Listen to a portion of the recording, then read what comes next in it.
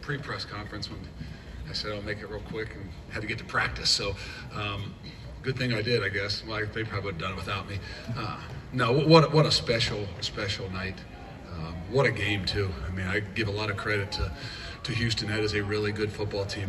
And, you know, the way we came out, in particular the second half, we weren't going to be denied. The seniors kind of stepped up there right there before we took off at halftime. Kobe Bryant, Desmond Ritter, some of those guys, and just said, hey, we're going to go out here the second half and we're going to take it.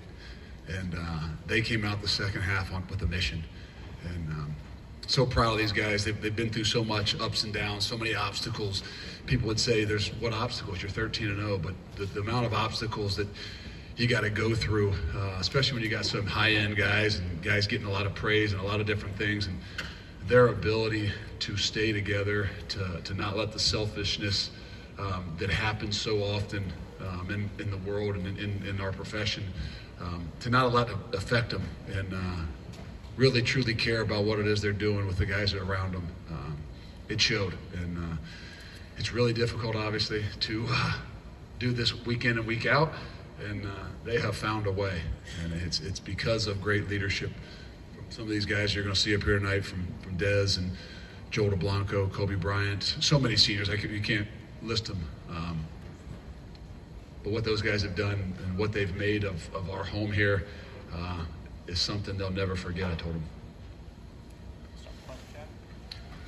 Coach, it wasn't a brimfire speech at halftime. It was once again, I mean, you've talked a couple times this year that you let these guys kind of take control and handle it. Yeah, I mean, when you got an older group, when you kind of can look in the eyes and kind of recognize where they are, because going in at half, I mean, it was a battle, and I don't know that we had done a great job defensively. We hadn't had the ball as many times offensively. They had done a great job at moving it and scoring, but it's just the momentum, the energy. I just wasn't sure. And you go in there at halftime, and you can kind of look in those guys' eyes, and it kind of went onto the shoulders of those seniors, and I felt really good about what it is they were talking about and how they were going to come out that second half. And, you know, to be able to put the ball in Des and those guys' hands to start the second half is a big deal for us. Luke, it appears as if you will make the playoff tomorrow with the performance and some of the other things that happened. Can you put into context what this team has been able to do to put themselves in position to make history for a Group of 5 team?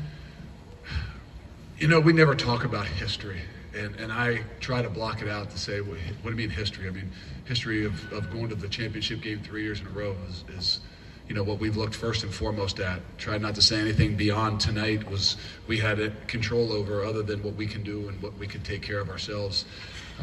Try to keep that focus into what we were doing, and it's not easy, and these guys have done an unbelievable job. So we're going to enjoy what it is that these guys have done tonight, and I know and believe, and I've told these guys for a while to believe in what it is that's happening, and if it's meant to be, it will be. And I don't think these guys can be denied. Just the way they've answered the bell and everything that they've done all year, it would be a shame for them to be denied. Sorry. How important was it to score on that opening drive when you came out after halftime? Obviously got Ford on 4th down.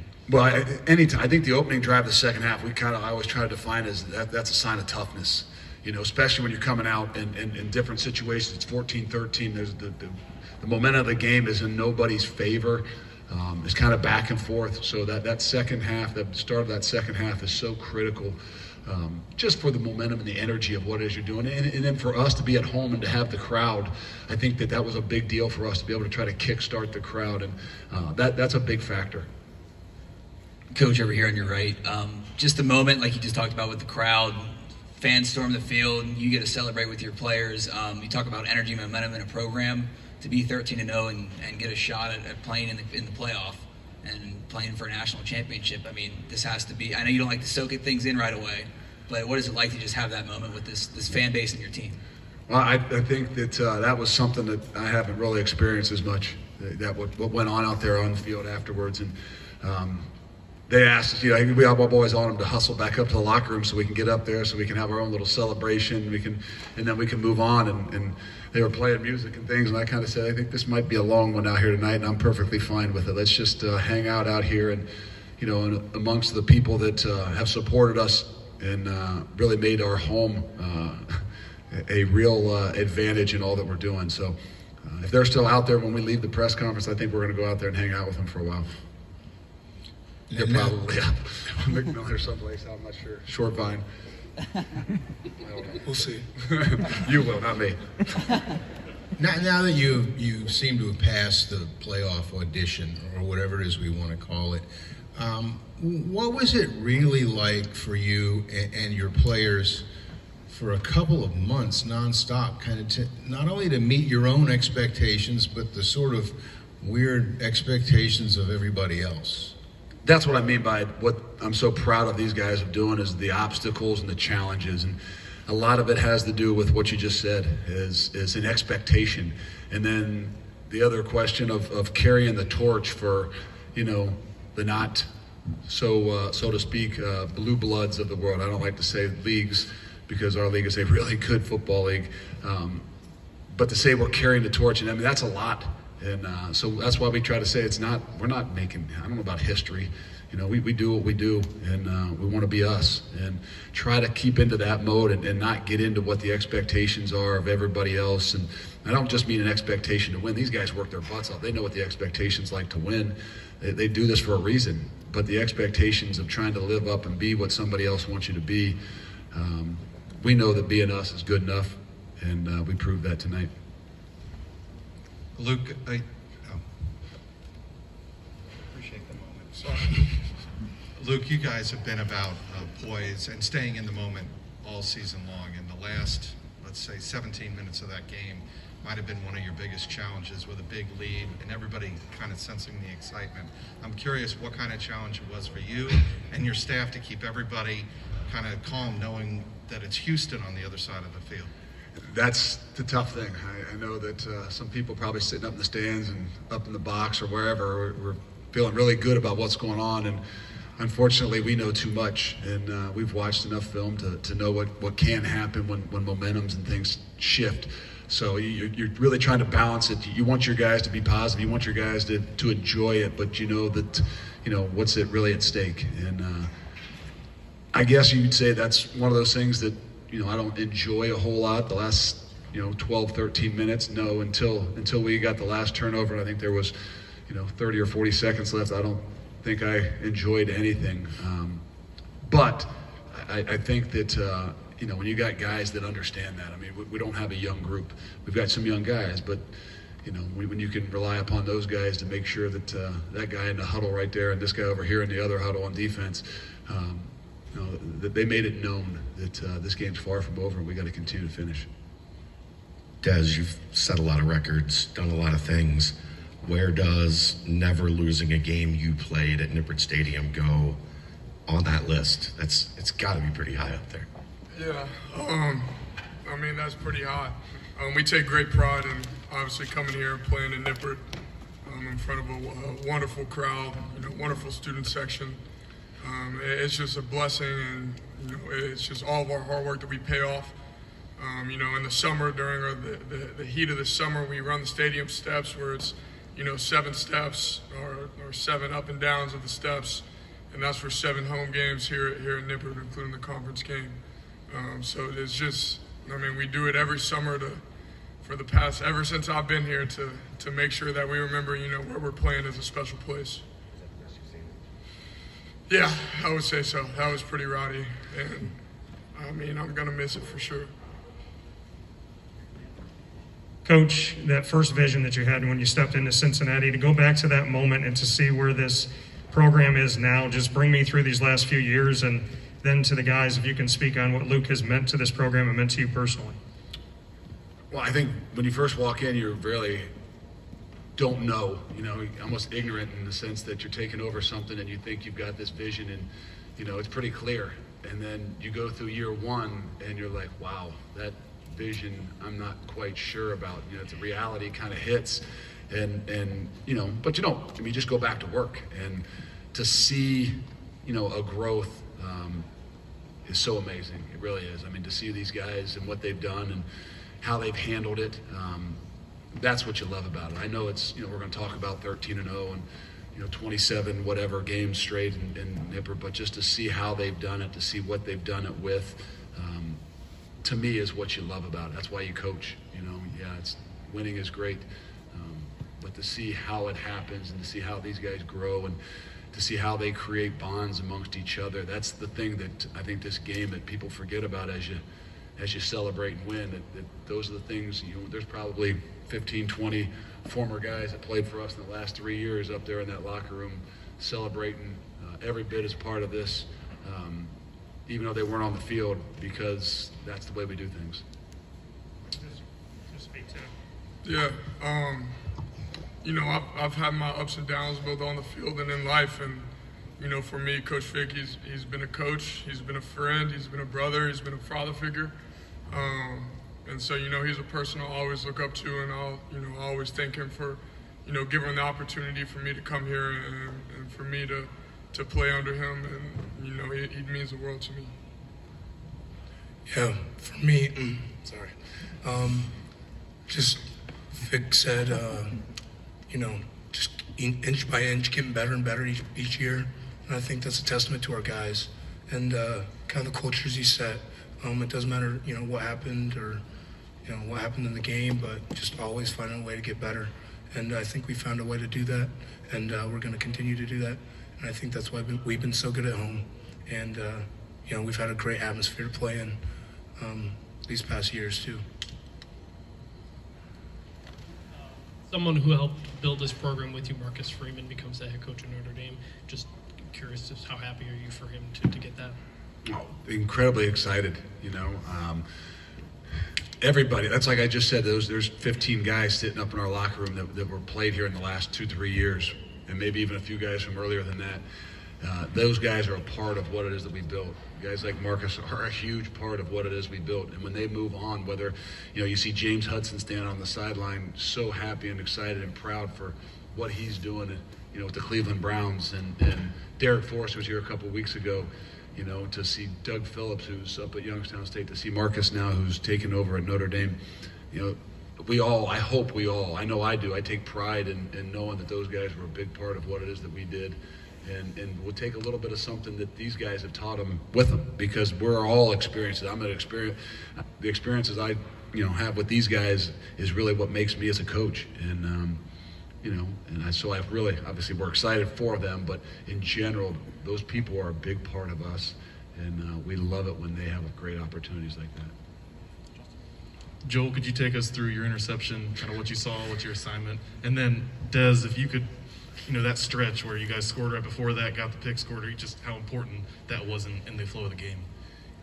Yeah, so they're attacking the middle throughout the game, and the coaches on the sidelines were telling us we got to be really good in zone integrity. And I saw where the QB's eyes were looking, and he happened to throw it in my way. Stuck my hands up, went in my hands, stayed in my hands, and I was like, crap, I have the football right now. So I ran and protected it, and the rest is history. Yeah, so the pregame meeting before we left the hotel, Coach Fick said, championship games are the biggest thing is about turnovers, about momentum. Those are the things that is the swing games, that's gonna change the way people play. And for Joel to get a pick in a big time, it was huge for us to be able to get the ball, just a field position, and then for us to go down and be able to score. It just obviously changed the entire momentum of the game. Luke has always talked about growing the program. That's the mention, just continue to grow the program. How does it feel to be a part of the group that put this program on the map and made it bigger than it's ever been before? Oh, it feels great. And I know guys for all the way back to Mike Warren, Derek Forrest, guys like that, Coach Fick always talks about leaving the place better than what you found it. And I definitely say we've done that. Jerome, you had kind of a lull as you went through the ankle injury. How does it feel to be back to 100% and be able to have the impact on a game that you had today? Big touchdowns. It feels good to be back out and helping the team in any way that I can.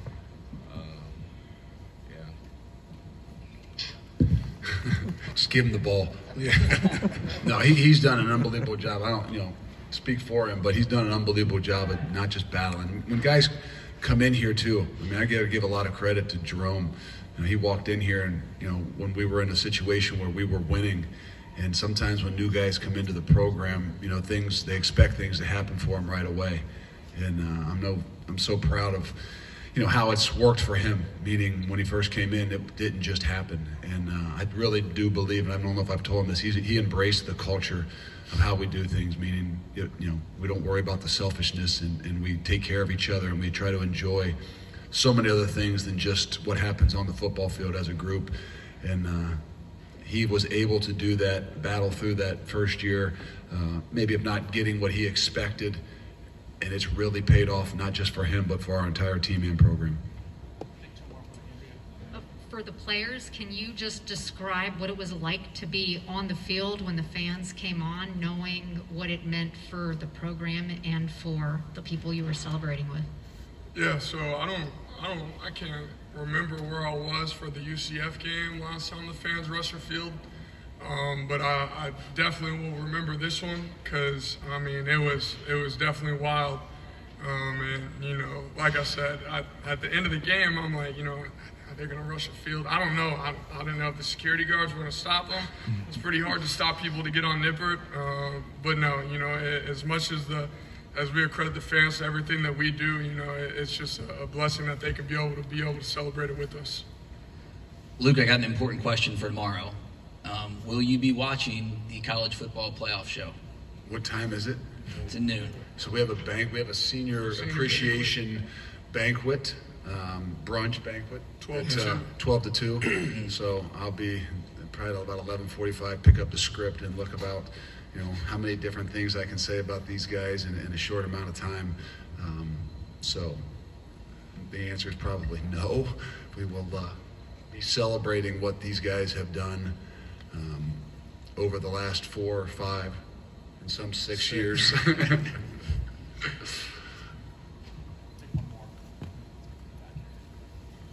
could probably ask it without the mic. I got it loud enough now. Sounds like it. For anybody, really, this whole selection thing for this college football playoff is open to interpretation.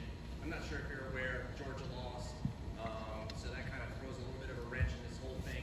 Obviously, your play speaks for itself, and your record speaks for itself, but if there's any resounding statement that you would want to make to the committee as if you were speaking to them right now, what would it be? Any? Are they going to call and ask me? I don't think so. So the resounding statement is what you just saw on the football field. What that team did in the third quarter, what these guys did in the third quarter, is who we are. And if that's not good enough, then hey, we're gonna take our ball and go someplace else, I guess. But I told them upstairs afterwards. They can say what they like to say. We let our play speak for us, and know that they probably aren't going to play this thing back and say, well, I wonder what Joel said, or I wonder what Des said, or I wonder what Coach Fickell said about why they should be in. So unless they can. We just want to play football. That's all we care about. We don't matter who, where, when. Just put the ball down. Let us play. Cincinnati, thank you. Maybe Jerome has something. Do you have anything to add to that? Thank you, guys.